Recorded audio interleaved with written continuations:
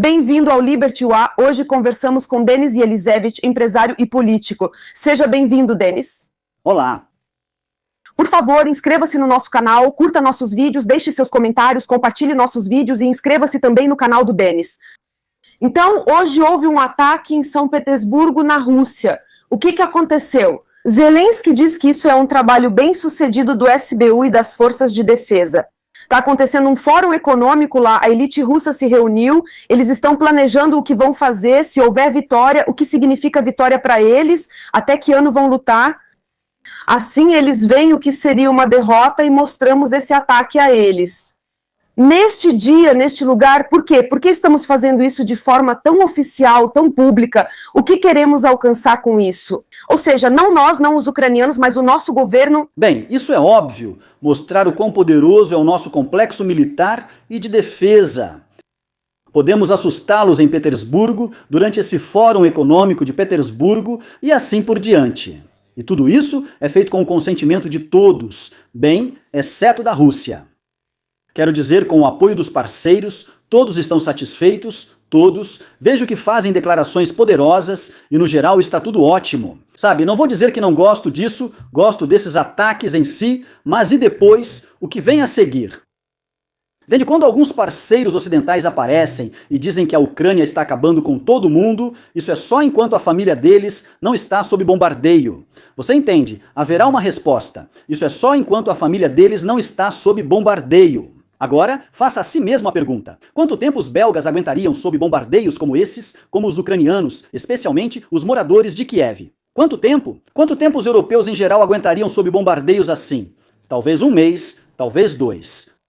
Depois disso, eles começariam a pressionar o governo e exigir que fizessem alguma coisa. Mas aqui é esse papo de tradições, de tradições. Vejo claramente o que escrevem nos comentários. Não são bots. Lá existem grandes fazendas de bots, mas as pessoas só não entendem tudo. Eu consigo diferenciar lá e vejo como tudo isso anima, inspira, especialmente aqueles que vivem no exterior. Por isso, sabe, não adianta mais eu ficar afirmando o mesmo fato pela 55ª vez. Esse é um tempo que precisa ser vivido e no fim das contas, Zelensky e Putin estão muito próximos em todas as características. Mas sobreviver, a gente não sabe até quando vai ter que aguentar. Putin diz que está pronto para lutar mais 10 anos, não ele pessoalmente, mas é disso que se fala nessa conferência. E recentemente ouvimos que Zelensky encarregou Budanov de acabar com essa guerra, e agora temos posições muito vantajosas para negociações. Não conseguimos e nenhum porta-voz explicou nossa vantagem. Talvez você saiba por que a Ucrânia está agora em posição vantajosa para negociar. Se isso continuar até o outono, provavelmente teremos uma opção ainda melhor entre as que estão sendo oferecidas, e então poderemos negociar condições de paz mais favoráveis. Em que isso consiste? Bem, isso você precisa perguntar às autoridades. Eu, por exemplo, não entendo. Se quiser, posso lhe contar como eles querem apresentar isso à sociedade. Tipo, vejam só, eles afirmam que 40% do refino de petróleo russo foi destruído. Mas isso não é verdade. Não são 40%, infelizmente. É muito menos. Além disso, não foi destruído irreversivelmente. Bom, digamos que hoje 20% foram destruídos. Em 2 meses, vai ser 5% próximo. Entende? Isso tudo, eles acham... Veja você mesmo, isso é um oceano, Tatiana. Nós sabemos muito bem quem ele é. Putin, todos os ucranianos, eu acho, já sabem muito bem quem é o Putin. E os europeus também. Você acha mesmo que ele vai se assustar com os bombardeios, sair, acenar uma bandeira branca e se render? Isso não vai acontecer. Além disso, já há um fato. Sempre falei em entrevistas quando perguntavam: bombardeá-lo, destruir a economia, isso vai incentivá-lo a acabar com a guerra? Eu dizia, ele pode não ter nada para comer, mas vai continuar a guerra. Estou lendo a Bloomberg. A Bloomberg faz um relatório. Putin já deu ordem para cortar outros itens de gastos muito sérios, inclusive alguns, na minha opinião, sociais, para continuar a guerra. Isso é a União Soviética, e sempre será assim. Mas eu gostaria que fôssemos o lado do bem absoluto contra o lado do mal absoluto. É assim que tentam nos apresentar isso. Zelensky não é o lado do bem. Infelizmente, como muitas vezes acontece, eu já vejo. Claro, farei tudo ao meu alcance para evitar isso, mas já percebo. Como a história será escrita? E vocês entendem, Zelensky? Zelensky se esconde atrás das costas dos militares. Bem, essa velha piada. Roubam, mas é pela vitória. Eu só fico olhando, sabe, Tatiana? Eu simplesmente fico pasmo de como o mundo chegou a esse ponto. Porque, afinal de contas, quando eu crescia, e provavelmente você também, sabe, havia o Churchill, um herói evidente, e outros personagens assim. Mas agora tudo está tão diluído, até fazem do Zelensky um herói, dizendo que ele é líder do mundo livre. Ontem eu li alguma coisa... um republicano, mas que não apoia muito o Trump, um senador, acho eu, escreveu que a Ucrânia é líder. Não o Zelensky, mas a própria Ucrânia é líder do mundo livre. Você lê isso, assiste, mas você já morou na Ucrânia? E você sabe o que está acontecendo na Ucrânia? Por isso, Tatiana, e isso vai ser confirmado pelas pessoas que nos assistem, que não são da Ucrânia. Depois abrir as notícias. De verdade, abrir as notícias, se você não entende nada. É mais ou menos como eu lia sobre a Síria, quando lá estava acontecendo uma guerra com combates intensos. Você abre e encontra isso. Arma química, base russa bombardeada pelos Estados Unidos, tudo fica claro. Mas quando você participa desses eventos, ou como vivi 8 meses na guerra, minha família e amigos ainda moram lá, assim como muitos espectadores, vivendo até hoje sob mísseis e drones. E olhem, comparem as notícias. E tudo isso não tem nenhuma força, porque depois lá Mark Rutte começou a falar, o secretário-geral da OTAN. Fico pasmo com essas declarações. Repito, quanto tempo a família de Mark Rutte e ele suportariam esses bombardeios? 15 minutos. Os ucranianos já vivem assim há anos, então dizer que Zelensky deixou Putin fazer um desfile em 9 de maio soa apenas bonito e impressionante. Mas isso só destaca que as nossas vidas não importam para ninguém. Somos apenas uma ferramenta nessa situação. É só isso. Na verdade, eles não se importam nem com a Ucrânia, nem com os ucranianos. Pessoal, vocês estão resolvendo questões importantes liderados por um maluco contra outro maluco. Nós vamos aplaudir vocês. Continuem assim. Como sempre, pergunto, não concordamos com isso, e o que fazer? Todo dia é igual. Hoje cedo, num programa, um defensor dos direitos humanos era convidado. Perguntei, o que fazer? Ele disse, nada, porque não temos nenhum meio de influenciar o governo. Não podemos fazer nada. O que podemos fazer? É aceitar essa situação como ela é, porque a Constituição não permite realizar eleições, não se pode reescrever a Constituição, não se pode fazer um referendo, pronto, não há saída. Quando você faz previsões, por algum motivo eu achava que você tinha alguma informação e projetava como as pessoas iriam se comportar. Então, quando você fez uma previsão 1 ano atrás, 2 anos atrás, elas eram um pouco diferentes do que agora. Então, você provavelmente esperava algo das pessoas. E então você percebeu que desse milagre não sairia nada? Ou não? Vou conferir, pois estou lançando meu merchandising agora e vou analisar o engajamento das pessoas por conta própria, sem pedir nada a ninguém. Então, amigos, vocês têm essa oportunidade de se mostrar, de apoiar tudo isso. Vamos contar, vamos ver. E o que fazer? Por enquanto, só dá para lutar com os meios disponíveis. Se alguém acha que isso é besteira, então venha e mostre mais eficiência. Reúnam ao seu redor centenas de milhares, talvez até cerca de 1 milhão de pessoas, avancem passo a passo na atividade política, se é que podemos chamar assim hoje em dia. E, por favor, Tatiana, o problema é o mesmo de sempre. Não há discussão, e ninguém fala sobre a Ucrânia pós-guerra, que é o mais importante. Essas coisas todas me deixam comovido. Eu vou mostrar isso na minha live na sexta-feira. Como sempre, lá tem essas declarações de novo sobre o ano de 91, é simplesmente uma loucura. Vou repetir mais uma vez para quem não ouviu. Sim, vamos supor que amanhã a fronteira de 91 volte. Vamos supor. Lá o Ermak vai construir uma dinastia na Crimeia. Uma assim, só que já à beira-mar, luxuosa, sabe? Só isso. Só isso. Ermak e seu grupo vão controlar as minas e extrair algo ilegalmente no Donbass. Só isso, e nada mais vai mudar com 1991 ou sem 1991. Eu sei disso muito claramente. Como você notou, insisto nisso desde 2022. Não é essa a questão. Quem decidiu de forma terrível o destino das pessoas não fui eu, e sim Zelensky.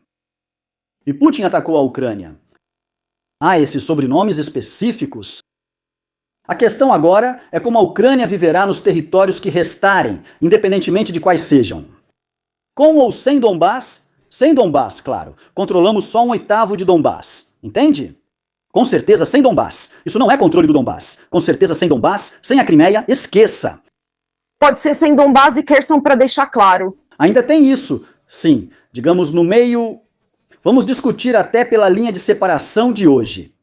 É isso que precisamos discutir. Pessoal, como vamos viver daqui pra frente? E veja, Tatiana, agora não é como em 2023, quando você não sabia o que ia acontecer em 6 meses ou 1 ano, só esperava por algo. Agora está claro, acabou, essa guerra está chegando a algum tipo de conclusão. E é justamente a hora, então, eu nunca deixei de falar sobre isso, mas agora ativamente. E o que vem depois? Se esses desfiles continuarem protegidos pelos serviços secretos, com gracinhas nazistas no centro, desculpa, não vai ter nada.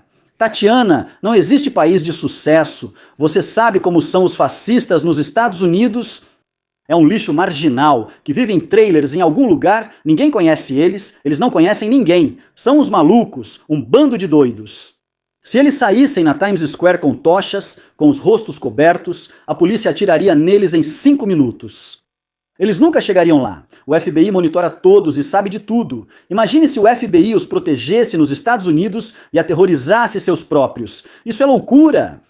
Isso é uma loucura. E bem, isso é possível na Ucrânia hoje. E não há fim para isso. Veja, Korchinski mora em Kiev, sai, fala, diz o que disse, que não precisa de eleições. Sim, ainda tem a guerra. Lutar. É preciso. É preciso, todos falam agora, principalmente, eu não me lembro o que ele disse sobre isso, mas principalmente sobre as fronteiras de 91 Gluck, esse mantra desapareceu do espaço informativo. Isso voltou a surgir no contexto do que Budanov falou sobre pré-requisitos para o fim da guerra. Por isso, não está claro porque falamos agora desse ano de 91 e da Crimeia. Eles não têm combustível, não têm gasolina, então por que estamos falando sobre eles agora parece estranho. Você percebeu como essa tendência está voltando agora? Como se já tivessem esquecido, mas agora está voltando. Sabe com o que isso está relacionado? Com o fato de que podemos bombardear o petróleo russo e a infraestrutura de petróleo. Quando as coisas pioram na linha de frente, parece que querem preparar a sociedade. Vivemos 10 anos sem a Crimeia e Donbás. Por que agora isso é tão crucial? Quando tudo começa a dar certo, já é 91 de novo. Uma ótima lavagem cerebral na população. Precisamos seguir lutando. Os fascistas do TCK vão forçar vocês. Mas vocês estão vendo os sucessos que temos? Tudo isso é pelo sucesso. Esqueçam essa dinastia. Fique feliz, vá, que atingimos a fábrica. Fique feliz, vá, que atingimos a fábrica em São Petersburgo. As perguntas seguem iguais, mas há coisas ainda mais assustadoras. Danila Yanevsky concedeu entrevista recente a Mazik. Bom, vocês já sabem, acusar o Yanevsky de ser agente do Kremlin, bom, já não dá mais, por mais que tentem, não vai dar certo. Por mais que tentem, não vai dar certo. E ele disse uma verdade lá, que é para esquecer de vez esse Bandera. Se em Lviv e em algumas vilas ao redor de Lviv, alguém precisa disso. Tudo bem, fiquem à vontade. Não é necessário impor isso à Ucrânia, nem fazer dele e de outros heróis nacionais. Sabe, Tatiana, qual é a parte mais engraçada disso tudo? Se Zelensky vivesse na época de Bandera, Melnik e todos os outros simplesmente teriam exterminado a família dele. E só por ser uma família judia, isso teria acabado aí, mas ele quer misturar tudo e até reenterrar Bandera. Ainda nem terminei de falar sobre Yanevsky. Hoje, basta ir às redes sociais e ele já é visto como inimigo. Moscou, canalha, se vendeu para o Kremlin. Todo mundo xinga ele. Só por ter uma opinião diferente, que aliás, como cientista, ele pode justificar com documentos de arquivo. Isso sim é um absurdo. Eu tenho uma assinante, ela se mudou para a América, com a família, de Odessa. Eu tenho uma assinante, ela teve a imprudência de escrever alguma coisa no Threads, eu simplesmente vi.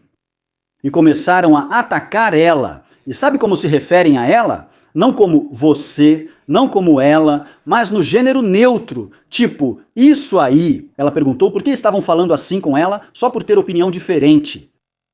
Entende? Isso é o assustador que a propaganda fez. É a mesma coisa na Rússia. Igualzinho, só que se você se afasta 1 milímetro do Putin, do mundo russo. Você é agente do Ocidente, da OTAN, da Ucrânia. Resumindo, precisa ser enterrado. Essa precisão existe hoje na Ucrânia. Por isso, não importa o quanto Ryuta se esforce. Aliás, eu o respeitava até perceber que ele está tentando sentar em cima do muro. Não importa o que eles digam, e até alguns senadores e congressistas aqui nos Estados Unidos, isso é um crime contra as pessoas, sem entender de verdade que na Ucrânia estão alimentando ainda mais o fogo. Putin e Zelensky não são diferentes um do outro em nada. Dois ditadores que só governam pela força, reprimindo desde o início qualquer dissidência ou pensamento diferente. E é só isso, eles não conseguem inspirar de outra forma, como faz o próprio Trump, ou como outros candidatos americanos. Você precisa se dirigir ao povo e propor algo que faça as pessoas acreditarem em você e te seguirem. Alguma proposta, mas aqui é assim: alô, KGB, prende esse, mata aquele, coloca aquele outro na cadeia. E então dizem algo assim: se o povo realmente quisesse mudanças, com certeza haveria um líder que apoiaria o povo, e o povo seguiria esse líder. Mas como uma pessoa pode ir, como um líder pode aparecer sabendo que ele vai acabar ou na linha de frente ou na prisão? Isso não é realista. Você acha que isso é realista ou não? Não, em primeiro lugar, não funciona assim. Não é o líder que fica sentado em algum lugar olhando e dizendo: ah, o povo quer isso, então eu vou liderar vocês. Não, é assim que faz Goncharenko. Entende? Quando eu digo algumas coisas impopulares, desde 2022 todas as pedras são jogadas em mim, mas hoje já é 2026, eu continuo fazendo isso. Isso é uma coisa. E o tal do Goncharenko espera até que isso se torne seguro. Ele, em 2023 e 2024, não falou nada sobre o TCK. Em 2026 isso é seguro, porque já está óbvio e afetou quase todo mundo. E aí está a grande diferença. Onde quero chegar? O líder se manifesta e as pessoas seguem o líder. Muitos, poucos, vários líderes. Sim, é assim que funciona. Mas não é assim. Estudar o humor da multidão e dizer vou liderar vocês não faz de alguém um líder, mas sim um político. Gente, eu peço muito para vocês, se inscrevam no nosso canal. Vocês perguntam o que fazer quando a guerra acabar. Isso é muito importante do ponto de vista econômico. O que fazer? Questão importante sobre o TCK. O que farão e o que as pessoas devem fazer em relação a eles? Essas são pessoas que ganham muito dinheiro, ganham muito rápido, facilmente. A guerra acaba e eles ficam sem trabalho. Há quem diga nas redes sociais que eles vão começar a roubar as pessoas, talvez ainda sob proteção do governo ou já sem ela. E você, o que pensa? Como o grupo dele pode ser dissolvida e o que deve ser feito com essas pessoas? Você pega papel, caneta, se você tiver essa autoridade, fecha o TCK. Da melhor forma possível, conduza todas as investigações, mas você entende, ninguém vai conduzir nenhuma investigação, porque está claro que o funcionário do TCK só está cumprindo o que foi mandado de cima. E o chefe do TCK está apenas cumprindo exatamente o que foi ordenado a ele de cima, e esse, por sua vez, faz o que foi mandado de cima para ele. E o único culpado aqui é Vladimir Zelensky, que permitiu que essa estupidez e esse caos acontecessem na Ucrânia. Para onde irão os funcionários do TCK? Claro que haverá algum tipo de justiça popular, não estou incentivando, quero deixar claro, só estou prevendo que haverá algum tipo de justiça popular. Eles usam balaclavas porque sabem que após a guerra terão que circular por essas ruas. Aqueles que ganharam mais dinheiro, claro que vão sair da Ucrânia. Isso é 100% certo. Os mais ricos já estão comprando imóveis no exterior para fugir. Alguns vão virar capangas. Se a Ucrânia continuar nesse atoleiro, esses capangas vão ser requisitados e uma parte vai virar capanga. Se a Ucrânia continuar nesse atoleiro, os capangas vão ser requisitados e uma parte vai virar capanga. E é isso. Alguns vão tentar fingir que não estavam envolvidos nisso. Sabe como será, Tatiana? Vai ser diferente para cada um, como sempre. Não vai acontecer nada, a questão é só essa. E todo esse horror, essas pessoas que estão no metrô, sabe? Me impressionou, me contaram sobre essas barracas, que quase tem briga por cada centímetro quadrado. Eu sentei e pensei, só imaginei o estado dessas pessoas viver assim. E tudo isso foi em vão. Aqueles que sobreviverem, que Deus permita que sejam muitos, mas tudo isso foi em vão. O que vai acontecer depois, isso é o mais importante. Eu enfatizo mais uma vez para vocês, se esses rapazes estiverem legalmente de balaclava, com essas tochas, sob quaisquer slogans, heróicos ou históricos, amedrontar alguém e imediatamente declarar que aqui está a força e não aqui está a força, e suas propostas do país não existirão, e suas ações e suas competências. Vai ser um país Não, vai ser um Estado, vai ter algum tipo desses, ou continuam, agora vocês viram de novo, dessas conversas. Ah, dos Highlanders, tem que isso, tirar os passaportes, expulsar de novo. Tudo bem, só deem uma lei decente que a Rada Suprema aprove. Entregou o passaporte e pronto, você não é mais obrigado ao serviço militar, vai embora, abre a fronteira e pronto, que fiquem aqueles que apoiam essa ideologia, seja em silêncio ou concordando, levantando a mão, sem problemas. Mas quando vocês apertaram as pessoas e essas cabeças falantes do Goebbels, como Zelensky, aparecem contando mentiras para o povo, devo dizer sim, isso é bom, isso está certo. Se o TCK virar capangas, isso é mais provável quando militares assumirem o poder, por exemplo, se houver eleições e algum militar vencer. O que Andriy Biletsky fala hoje? É preciso colocar os russos em um completo zugzwang para que eles não possam se mover para lugar nenhum, a não ser de volta para a fronteira da Rússia. E somente isso será uma base sólida para negociações sérias e uma paz verdadeira. Ouvimos dizer que ele é um dos candidatos à presidência da Ucrânia. Como você comentaria isso? Não, Tatiana, ninguém vai eleger militares nem para presidente, nem para o parlamento. Pontualmente, eles vão colocar alguns nas listas, como foi depois da ATO. Pontualmente. Mas como se fosse um partido dos militares, olha, as pessoas estão tão cansadas. Tatiana, já entenderam tudo. Essas fazendas de bots, saiu uma investigação sobre esse Latina. Vocês viram? Lá mostraram como funcionam esses bots e fazendas de bots, que tudo é movido por dinheiro, projetos e pessoas, uma grande sujeira. Apesar de tudo, milhões de dólares são gastos. Como já disse, as pessoas entenderam e não querem isso. Na Ucrânia, as pessoas nunca permitirão isso. Não é falta de respeito aos militares, pois todos reconhecem como eles se destacam entre os demais. E quanto ao político que vestiu o uniforme militar, eles também sabem, e sabem que ele ganhou dinheiro com essa guerra. Sobre a declaração de Beletsky, eu vi. Mas você já me ouviu alguma vez sair por aí e ensinar o Beletsky ou outro militar que está na linha de frente, dizendo, lute assim, lute daquele jeito? Eu trato de questões políticas. E o Beletsky diz lá, o Trump nos disse que não temos cartas na mão, mas nós temos sim. Como você disse, é preciso criar algo bom para negociar. Mas como ele sabe disso? Ele entende de política? Tem essas competências? Não ensino ele a lutar, nem digo o que fazer sem estar na linha de frente. Eles fazem essas declarações. Vamos ver como isso termina. Só precisa entender uma coisa. Se alguém acha que vai ser possível terminar a guerra pela linha de separação atual, eu também gostaria disso. Mas o que sei, digamos, do outro lado? Não vejo essa possibilidade. Ainda não entendemos totalmente as exigências. Sabíamos que era preciso entregar o Donbass e já falamos sobre isso com você na última vez. Para mim, basta sair dele. Sair, retirar as tropas, como já fizeram em outras regiões, agora, por algum motivo, não podem retirar do Donbass e ninguém explica a diferença.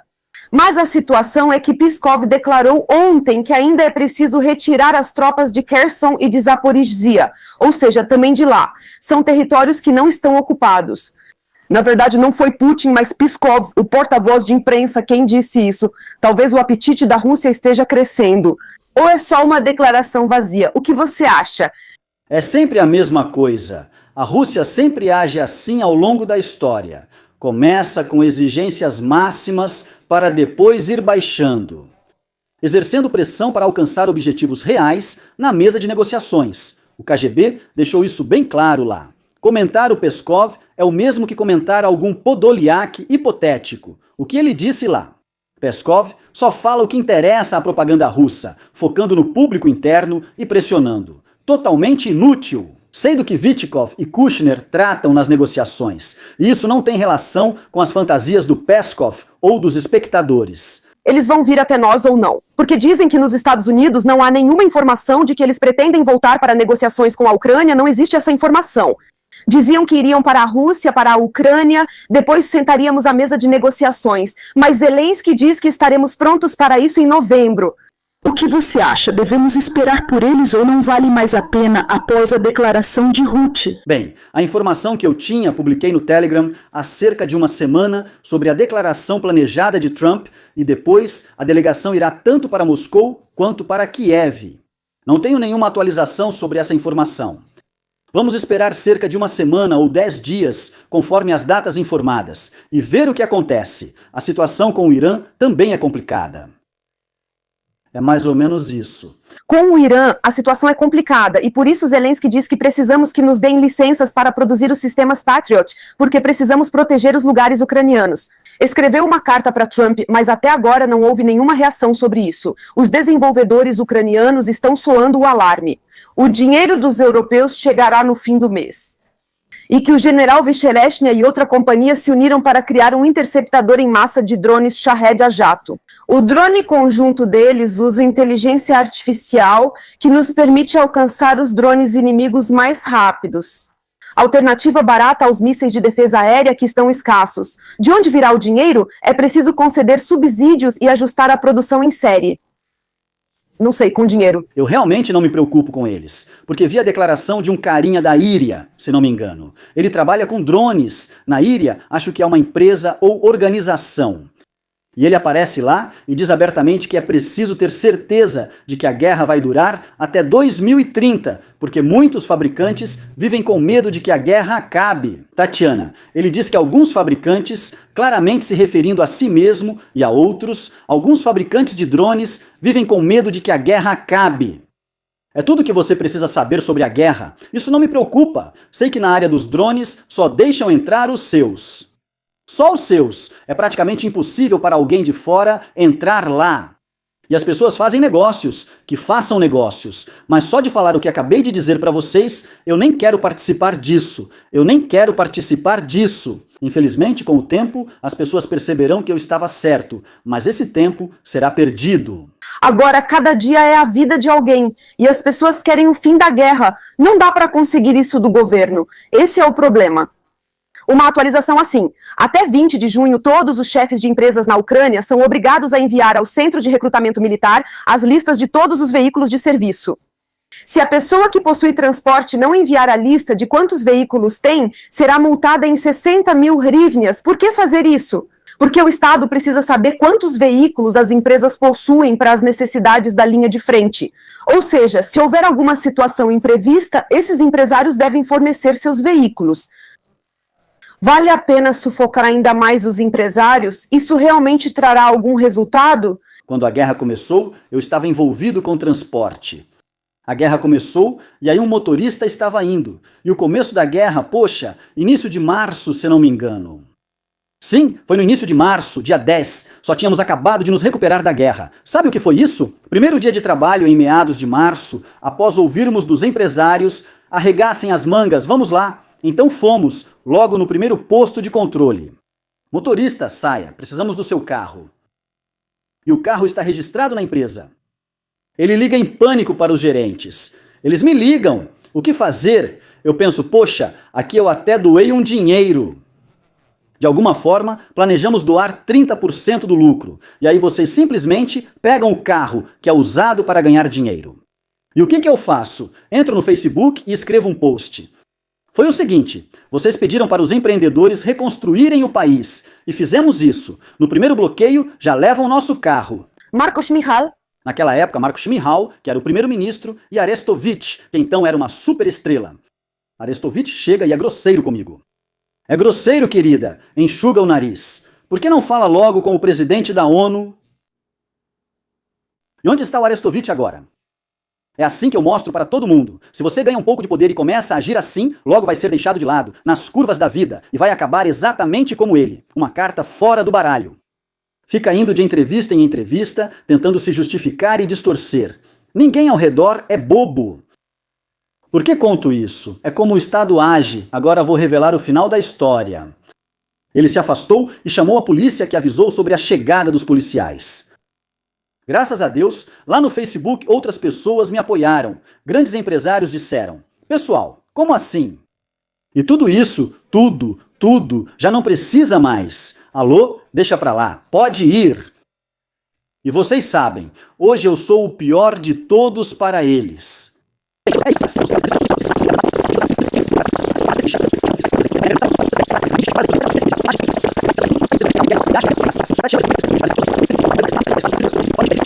esse fenômeno em relação aos abrigos não é normal. Você disse que as pessoas estão indignadas porque alguns entram no metrô e levam camas infláveis, outros colchões. As pessoas escreveram uma declaração para a Rada Suprema, apresentaram uma petição e disseram que querem que seja aplicada uma multa de 5.000 hryvnias com confisco desses bens. Ou seja, alguém entra no metrô com esses bens. O metrô se tornou um abrigo para salvar vidas, ou seja, um espaço onde as pessoas buscam segurança.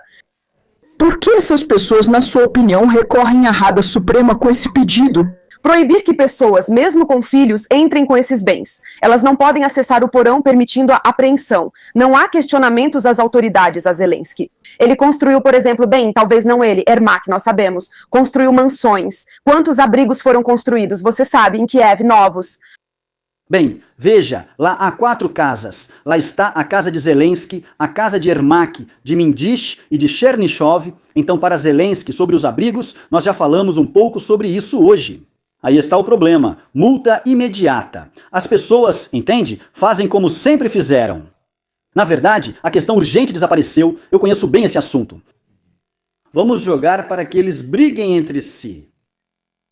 Se todos tivessem cérebro como os ucranianos, sairiam dizendo: e vocês, vão se ferrar? Não querem fazer um abrigo, não querem equipar algo como abrigo, não querem apresentar mais algumas propostas? Não, para eles é só dizer, lá você vai ter o direito de pensar, e alguém vai multar alguém. Então as pessoas continuam brigando nisso, entende? É assim que tudo funciona aqui. É assim que tudo funciona aqui. Tatiana, quando a gestão é assim, o que mais podemos esperar? Isso parece muito estranho quando nos dão tanto dinheiro para a economia de energia, para as necessidades da linha de frente. Nós não temos abrigos. E a questão é, por que a Rada Suprema não criou leis e não definiu oficialmente o que pode ser considerado um abrigo e o que não pode? E a questão de por que não há abrigos, essa questão não está sendo levantada. Agora estão preocupados, por assim dizer, com a educação. Dizem que na Ucrânia muito poucas pessoas entram nas instituições de ensino. Por quê? Diz Yulia Grishina. Porque é difícil passar em matemática. Querem entrar em outros países só com prova de língua e história, sem precisar de matemática, pois acham mais fácil assim. As matérias obrigatórias devem ser história e língua ucraniana. Esperam que venham candidatos. Você acha que isso vai ajudar? Sim, isso é um hospício. Eu vi um vídeo que postaram sobre isso, agora foi a última chamada, as meninas estão dançando valsa sozinhas. Acabou, não tem mais nada. Que matemática? Nem sei quem é essa pessoa para quem ela tenta convencer. Não sobraram crianças, nem formandos. Todos estão fugindo porque ninguém quer ver desfiles com tochas. Ninguém quer brigar no metrô por uma barraca para ter onde passar a noite. Ninguém quer assistir ao pronunciamento diário em vídeo do Zelensky. Tatiana, sou só eu que sou louco assim. Obrigado também aos meus seguidores que desejam voltar à Ucrânia ou lutam por justiça.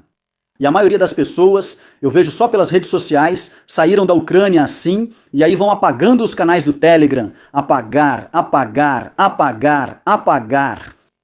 Eles não se interessam por Zelensky e seus discursos. O foco deles é a creche, escola, trabalho, negócios e a política do país onde vivem agora. Fizeram o financiamento imobiliário e esqueceram tudo.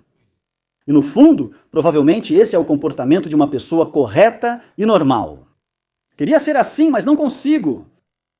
Mas talvez isso seja certo enquanto os europeus oferecem abrigo aos homens ucranianos, porque na Europa começaram a falar que não vão mais conceder proteção temporária aos novos refugiados. Na Polônia também dizem que são a favor de não conceder proteção aos recém-chegados, de não pagar auxílio para eles, ou seja, para os que vierem da Ucrânia. Não! Isso já foi decidido ontem. Isso já foi decidido ontem. Tudo será entregue a quem chegar até março de 2027. Sim, vão continuar para aqueles que estão no território da Europa. Sim. Por isso, aqueles... Quem está na Europa não precisa se preocupar, mas eles poderiam ficar preocupados. E como na Ucrânia existe esse tipo de governo em que não se pode expressar sua opinião, na Europa os ucranianos poderiam se organizar. E, por exemplo, invadir as redes sociais, levar os problemas dos ucranianos até as autoridades locais. Eles sabem falar inglês, mas quase nunca usam. Na sua opinião, é por falta de interesse ou medo? As pessoas estão ocupadas sobrevivendo, a vida é cara e é preciso trabalhar. Nem todos querem se distrair. Alguns têm parentes, inclusive em idade de recrutamento e na Ucrânia. Outra coisa, todos temem represálias, é como fé ou descrença, você não sabe. Quando um dissidente foge, perseguem a família e amigos dele, começa uma caça às bruxas. A mesma coisa acontece frequentemente na Ucrânia. E as pessoas simplesmente lutam, mas nem todos. Mas meus apoiadores não têm medo. Obrigado. Ou seja, estamos apenas conversando com você, nós mesmos falamos sobre a maioria. A maioria é assim. Espero que eles sejam diferentes, então, pelo menos quando o processo político começar. Quando o processo político começar na Ucrânia e a data das eleições for definida, Zelensky não poderá mais agir como está fazendo, mesmo que queira.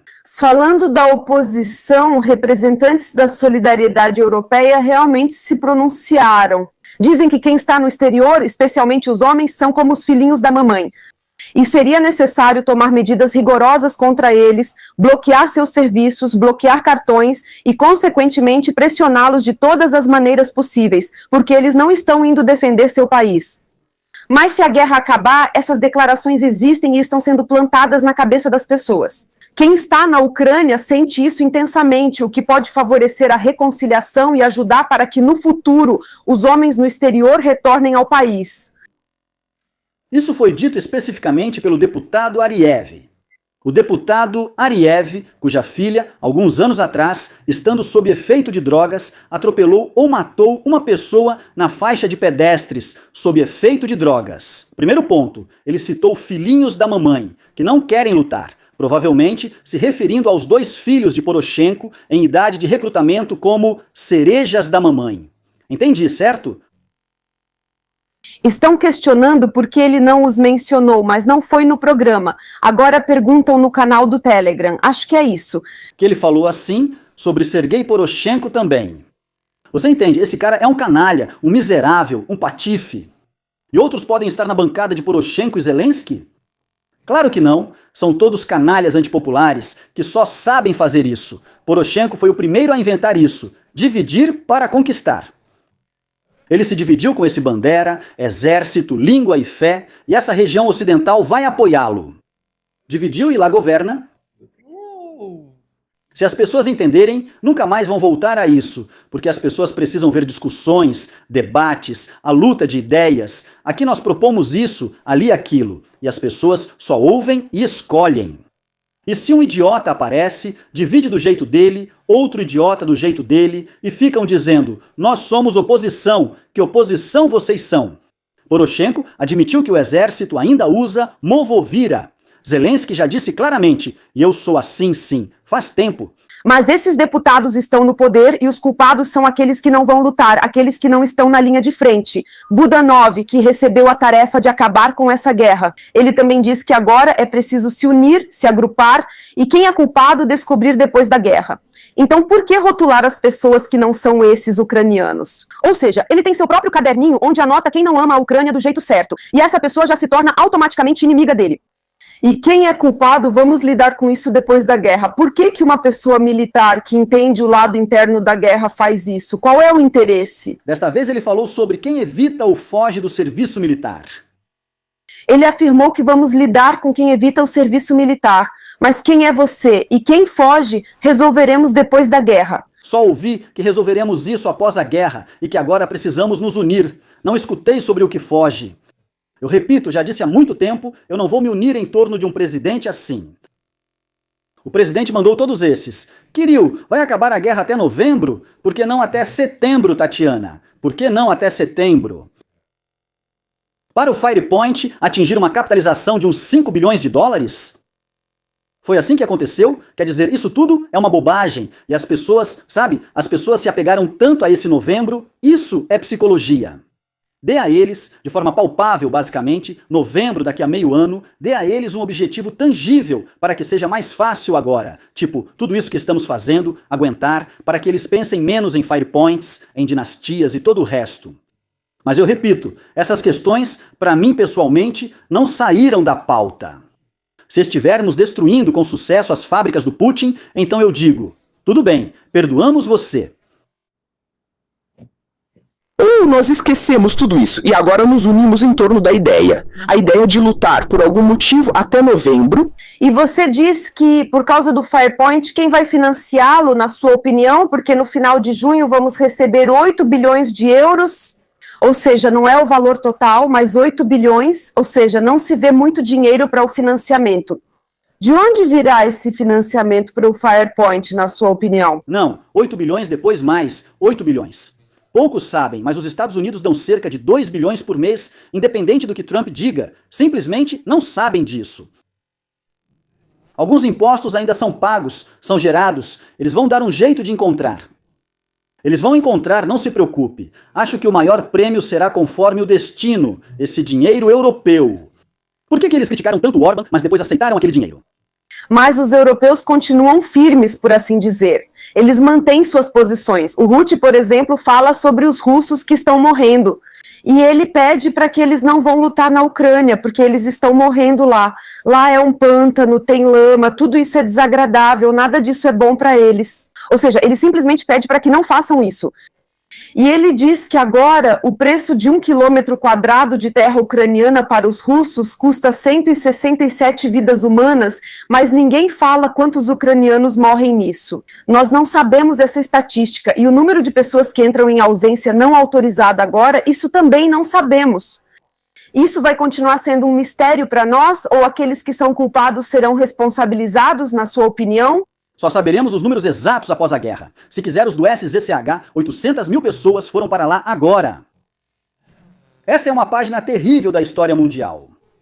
Quando Zaluzhny deixou o cargo de comandante das Forças Armadas da Ucrânia, ele escreveu uma coluna para o Zakonamista e disse: "Nós calculamos, se não me engano, 500 mil. Se 500 mil russos morressem, Putin pararia. Todos os livros dizem isso, mas não funcionou." E você sabe o que aconteceu agora? Lá, Ryuta declara que ainda não entendeu que Putin não se importa com as pessoas, ele ainda não percebeu que as mulheres vão dar à luz mais gente. Ele entendeu e sabe de tudo. O mais assustador é que para Zelensky, as mulheres ainda terão filhos. E aí acontece que a gente esperava de Putin que ele matasse tantos russos e que ele parasse. E Putin esperava de Zelensky: quantas pessoas suas eu já matei, quantos destinos eu destruí, quanto você vai aguentar? E ele continua firme. É isso, 2 canibais estão destruindo pessoas. E esse prazo final, sobre o qual falam até novembro, ou seja, você não acredita muito nessa perspectiva? Quero dizer mais uma vez que a guerra está em queda, a guerra está diminuindo. Ela, sem dúvida, vai acabar em breve, mas novembro é simplesmente algo tirado da cabeça. Simplesmente tirado da cabeça é a versão mais primitiva que pode vir à mente de qualquer um em novembro. Tipo eleições intermediárias, mas como isso se relaciona? Os democratas ficaram 3 anos no poder durante a guerra. Então, no que fizeram? Não é assim, as coisas funcionam diferente. Bem, é isso, sabe, Tatiana? Na verdade, nós reagimos a muitas coisas, mas isso é só uma guerra de informação. Só uma guerra de informação. As pessoas buscam um sentido racional e tentam entender quando esse pesadelo terminará. Obrigada por participar do programa e explicar os acontecimentos de hoje ao público. Hoje, para nossos telespectadores, é dia 3 de junho, isso mesmo. E agora é noite, quase 8 horas da noite. Obrigado por nos acompanharem. Inscrevam-se no canal. Tudo de bom. Obrigado, até a próxima.